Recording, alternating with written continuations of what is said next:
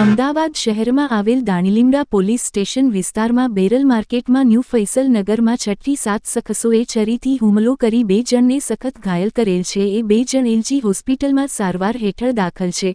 સરકાર ગમે તેટલા કાયદા બનાવે પણ ગુંડા તત્વોને જાણે પોલીસની બીક જ નથી. હવે ગુજરાત સરકાર કે હર્ષ સંઘવી સાહેબ શું પગલાં લેશે એ જોવાનું રહ્યું.